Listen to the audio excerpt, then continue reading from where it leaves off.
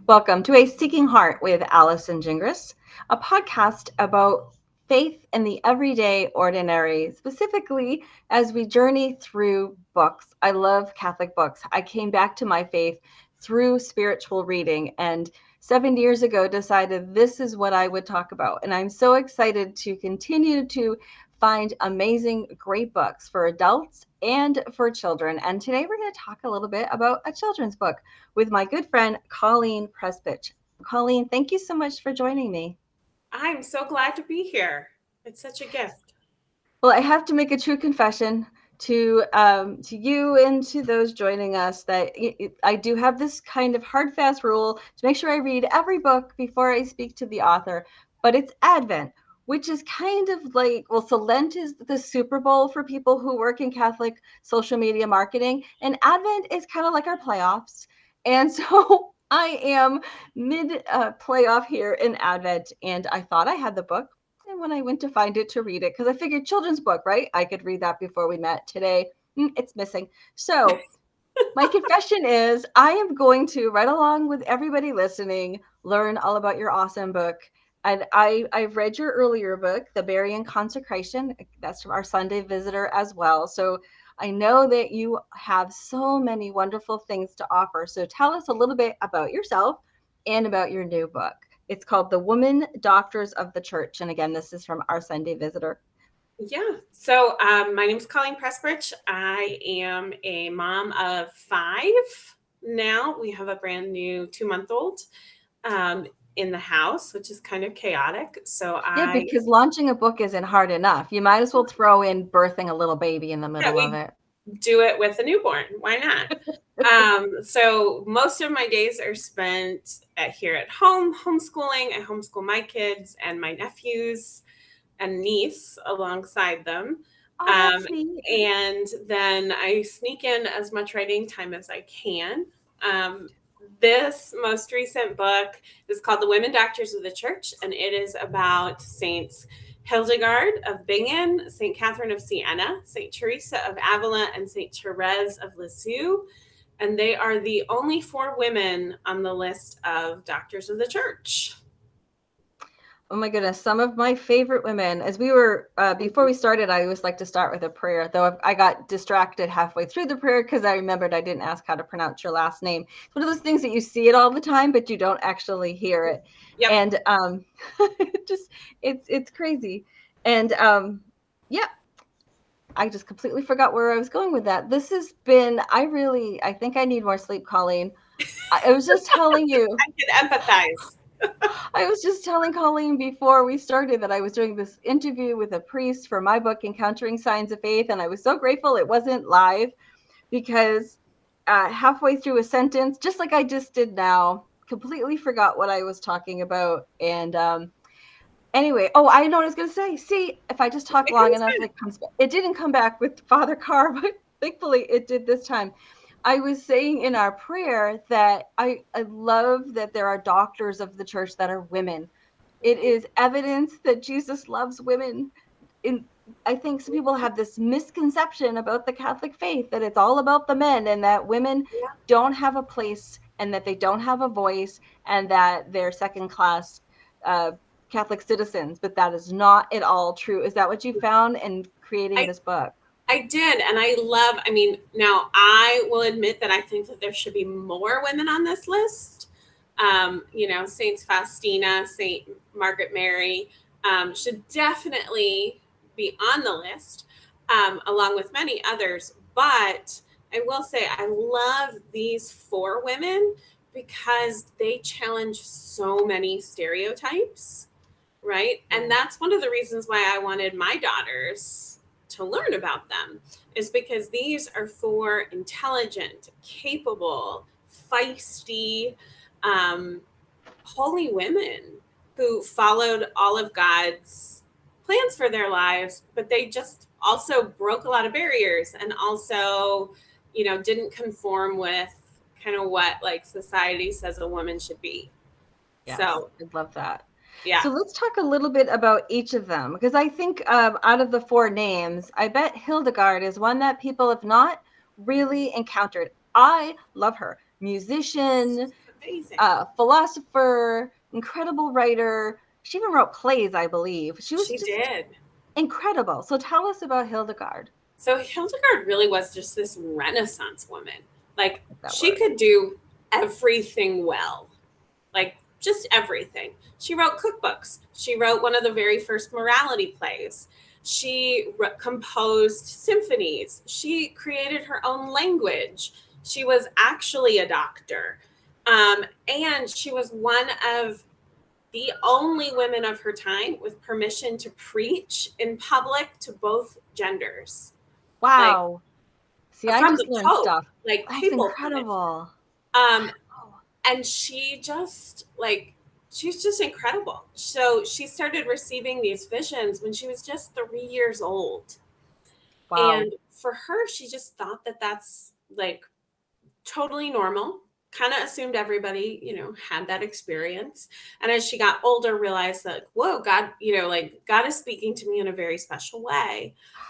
And um, through her spiritual direction and through the encouragement of some very holy people in her life, she submitted her visions to the church to say, like, this is what I'm getting in prayer. Wow. Am I on the right track? And the church and the Pope said, oh my goodness, yes, you need to be talking about this more. Wow. And sent her out to preach and to talk about God's love. And something so cool with Hildegard, I think, in today's world too, is a lot of her visions were really nature focused. A lot of what she was seeing and a lot of the ways that God spoke to her was through his created world and through nature. Wow. And so in today's, when climate change and how do we care for the earth is such a pressing issue for so many people. I think Hildegard kind of has this new wonderful relevance. Oh my goodness. I can't now. I knew after I spoke to you, I knew I would like go, all right, I need to get this book. I need to share this with my own daughter, and I need to add Hildegard, I'm pretty sure, to my saint posse, because as a woman preacher, I need her in my corner, and I'm sure I could learn a lot from her. So let's Mhm. talk about the other women on the list. Was there any one in particular from, so it's Catherine of Siena, Teresa of Lisieux, and Therese of Lisieux, and Teresa of Avila, right? Is that the other Mhm. three? Oh, Yep. look at me go, knowing the doctors of the church. I actually thought Faustina was a doctor. She should be. She should be. I Yes. know that the Marian fathers have petitioned Pope Francis to add her to the Ah, list. So I'm really, really hoping that this like me makes its too. way through. Um, I because remember signing that petition. I'm in Massachusetts, so the Marian Fathers, the Shrine of Divine yep, Mercy, is about 2 hours away. I tried to visit at least once a year. it's It's been a so while beautiful. since. It is gorgeous out there, and it's right down the street from the Norman Rockwell Museum, so you I can know. make like a whole weekend of it. It's just I know. fantastic. I love that museum too. It's like And I Tangle, love. Go ahead. the what is it? Tanglewood, the Yes, concert. Yeah. So outdoor concerts, books.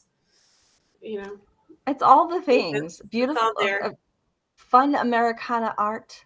Hmm. It's and that the shrine, every time I go, they've added something new to it, and it's just gorgeous. But we digress onto Saint Faustina. We'll go back to Catherine, Teresa, and Therese. Was there anything about these three that really shocked you and surprised you as you did your research?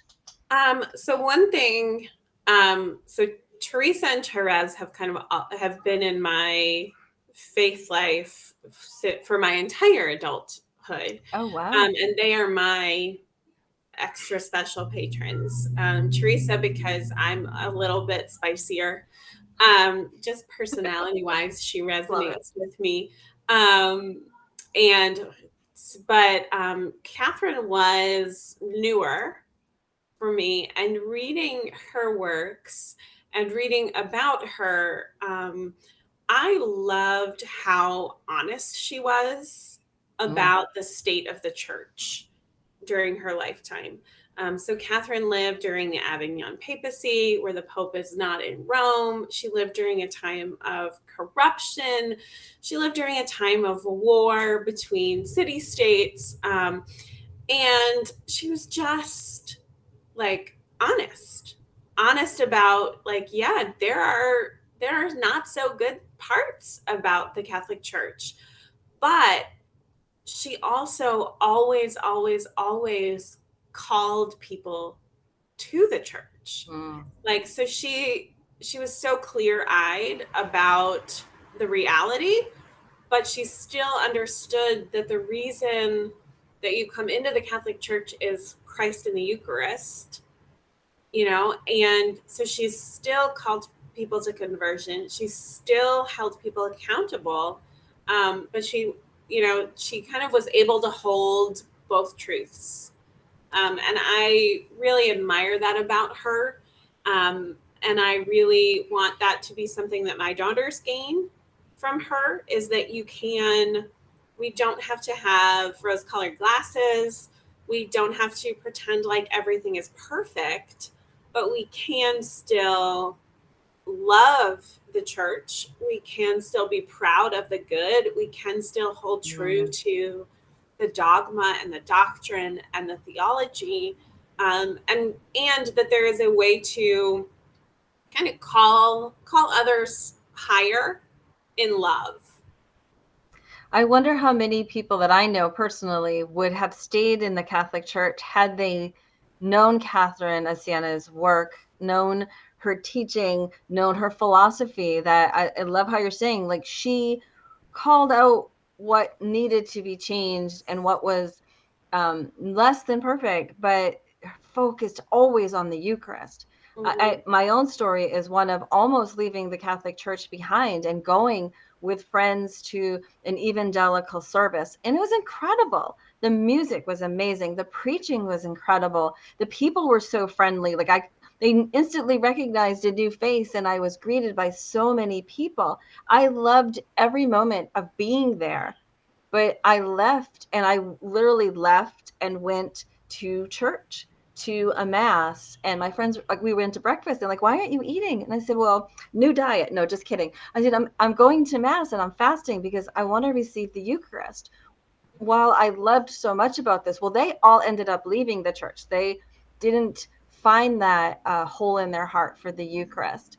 And they just saw the trouble in the church. They just saw the hypocrisy, the clericalism. They just saw the problems, and they never focused their eyes. That's why I'm so thrilled that we're doing a national Eucharistic revival and that the bishops have called for this, because this is the source and summit of our faith and of everything we do. Somebody asked me not too long ago, what was the Eucharist? And my response was, it's not a what, it's a who. And I think more people need to have that on their lips. Like, we speak of the Eucharist as a who. It is Jesus. It is truly him present.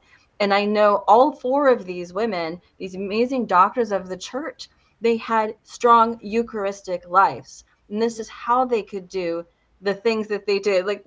Wasn't Catherine the one who called the Pope back from France? She was. When everybody else had failed, it was Catherine who said, like, essentially, get your butt back here. And like, kind of like did the like mama ear tug, like tug you by the ear and I'm going to drag you back to where you belong. I love that.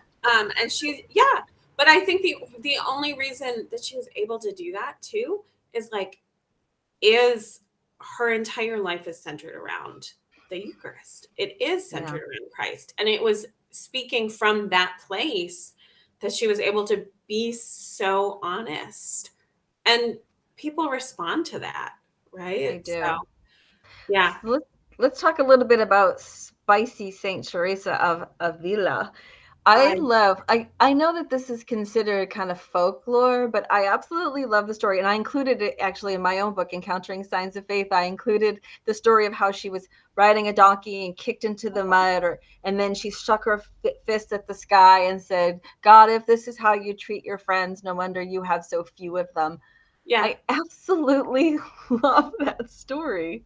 Well, and it's her. Like, if you read Teresa's writing, like, it comes through. Like, she's so blunt and she's kind of sarcastic And she's just very real. Like, so she was working to reform the Carmelite order because she recognized actually within herself that, like, even though she was cloistered, even though she was, you know, in religious life, that she still wasn't living the life God called her to, that things like she still wasn't all the way focused. And so she wanted to help the rest of the sisters kind of find that too. But of course, a woman on her own, like she's having all of these struggles, right? Doing all of this reforming because she needs priests, she needs the backing of the church. And so, you know, she prayed for a long time, and she had these two friars come to her and they said, like, well, you know, essentially, we'll help you. We're on board with this reformation. And one of them was St. John of the Cross. And he was very, very short, even for his time period. And so she actually remarked, like, out loud in front of him, like, thank you, Jesus, because now I have a priest and a half. Like, she's just like, she's feisty. And I love it.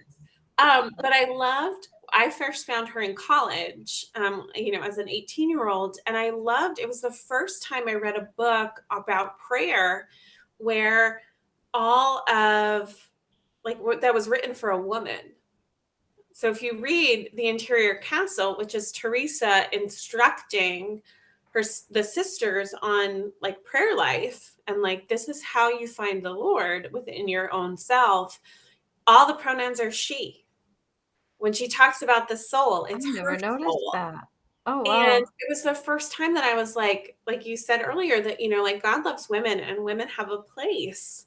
Yeah. And this was the first time where I was like, whoa, like, this book is written for a woman's heart. Wow. And men can read it too. And it's really, really amazing and wonderful. And men have read it, you know, for centuries. But it's written from that feminine perspective, from the way that, you know, a woman responds to God. Um, and I love that. I And I do love too. just, like, what she was capable of. And I love that she's very honest about her faults Mm. and about her struggles. You know, she's not a saint that, like, did everything perfect straight through. You know, like, her big, you know, she was middle aged before her prayer life really took off. And you know, like, that she, like, had these ups and downs and these peaks and these valleys. And I don't know, I love that about her. I didn't know most of this, and I think I have been remiss again. And this is why we read books. This is why we talk to people who write books, because we discover so many things. My faith didn't come to my prayer life did not blossom until I was late 30s, and I'm Mhm. still working on it, and I'm heading into mid 50s. And I love that she wasn't perfect. Like, one of the things that I remember coming back to the faith, I'm a revert, was this fear of, like, I can't be a saint because I'm not perfect. And this fear that I was just going to fail at being Catholic again, and Yep. discovering that I didn't need to be perfect. And I'm definitely going to pull out my Interior Castle, because I know I've read pieces of it, but realizing that the So she beautiful. pronouns in there, I obviously haven't read it closely. I love that about her. And so it's funny because, like, Therese, who takes her name from, you know, Yeah. Teresa of Avila, um, always, I had in my head, before I really actually read her writing, I had in my head this image of her as this very, like, kind of pastel-y pink saint, you know, like, just sort of sweet and innocent and lovely. And always kind of, like, held her off, like, Yeah. I don't, that's not me. I don't love that. And actually, it was during my mission year, we had to read her story of a soul, and we prayed with it, because she is one of the patron saints of missions, Yeah. which I love too, because she never actually left her Never. convent. Um, But as I'm reading her writing, like Therese challenges me constantly, because so her whole thing is this little way, this idea of, Lord, like I'm in a convent and I'm not, she had tuberculosis. She wasn't particularly strong. She died very young. And she's like, I'm not able to do these huge things for God. I want to do these huge things for God. But she realized that what he was calling her to were the little things. And so she would purposefully and like very intentionally make sacrifices for the people that she loved. She would very purposefully try to love the people in her convent who maybe were a little difficult and their personalities chafed against each other. And, like she just like leaned into those relationships that were hard, which is way more difficult for me than like the idea of like, let's pack a bag and head to a third world country and go be on mission, right? Like, and then the other thing that I love so much about her and that constantly calls me deeper is that she said, and one of the illustrations in the book actually is this image. I'm going to find it because it's so gorgeous. Is her sitting on God the Father's lap. Because she said that that's like whenever she made a mistake, whenever she sinned, whenever she, struggled, that's what she would do. She would picture herself running to God and climbing into his lap and telling him all about it. And I know for me, like, that's really hard. That's really hard to do because I want to like clean myself up. I want to like get myself put back together. I want to start to make amends before I go to God. I want to make sure I've said all of my I'm sorry's. I want to have a plan in place. And then I'll go to him and go, okay, I screwed up, but I also did all these other things, And she was like, no, you go to God first. You go to God as soon as you made a mistake. And that is such a challenge. And it's such a challenge for me to model to my kids because I want them to do that, right? Like my kids definitely have that like, tendency to like make a mistake and, be ashamed and run and hide. And like, I want them to follow Therese, but if I want them to do that, I have to do that. So that's a powerful lesson. Yeah, it's tough. She's a challenge. She is. I had I didn't want her in my Saint posse because I felt like she was super busy, and I was actually introduced to her when I was about 15 years old. And I'm showing, if you're listening on the podcast, I'm showing a prayer card of Saint Therese of Lisieux. It's the 5-day prayer, which I love because I have ADHD. I can't always make 9 days of a novena, but this is a 5-day one. And it was given to me by my seed planter, Mrs.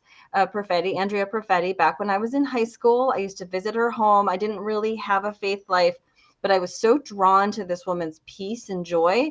I really wanted to know what she had, and she had a very devout prayer life. And St. Therese was part of her posse. So over almost 40 years ago, she gave me this card, which still sits and stares at me every day. And I pray that prayer whenever I'm traveling or I'm going to do a talk because that's kind of my mission work. But I didn't want her part of my posse, but I felt like she stalked me. Like, I feel like sometimes saints are like, no, you need me in your life and I am going to just stalk you. And she was one of them. And I'm so glad that she did, and I'm kind of a brat too, because she is called the little flower, and she said, I'm going to shower the world in roses. And so that if you haven't heard of Saint Therese yet, when you pray to her, not as an answer to your prayer if you're going to get what you want, but just this kind of in letting you know that she heard your prayer, you will receive a rose. And for me, it's been the word rose. I ask for purple roses and I get them. It's crazy. It's a picture of a rose. It's just incredible. It never fails. Ever have I failed to get a rose. No, me either. It's in crazy. So many years. Yeah, she comes through. She comes through. Does. And she is, her goal was to get to heaven so that she could do more good. And I actually recently, just a couple years ago, found a book of letters. So there was a young man studying for the priesthood who wrote to her order and said, I'm struggling. I need somebody to pray for me. Sisters, can you pray for me? And her mother superior was like, well, I'll do you one better, and gave him a pen pal and had Saint Therese write to him. And all of these letters have recently been collected and published, and it's her like counseling this young priest. One of my favorite books. And really the Godsidence moment, as I discovered it as I was doing that same thing for a seminarian. I was introduced from a friend in the seminary. He's like, he really needs a spiritual mama. He's like, do you mind speaking with him? And so we would text and write emails back and forth, like the modern day pen pal, right? Yep. And we did this for years and years. And for a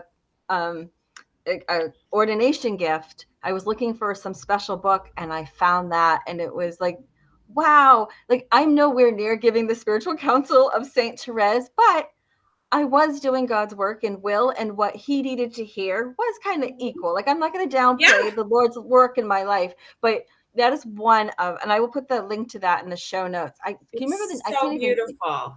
Do you remember the name of it? No, I'm never going to remember the name of it. No, me neither. And his name starts with an M, and I want to say Maurice, but that doesn't sound right. No, I think you're right. I think it is. There you go. We'll put it in the show lovely notes. That it's her, like, even in life and in death, like her whole focus is helping souls know how loved they are. And so that's one of the things that kept me Catholic and brought me back to the faith, is that I noticed that my Protestant friends, when they have a problem, ask people to pray. Like, that's the first thing that happens. Prayer chain, let's get on it.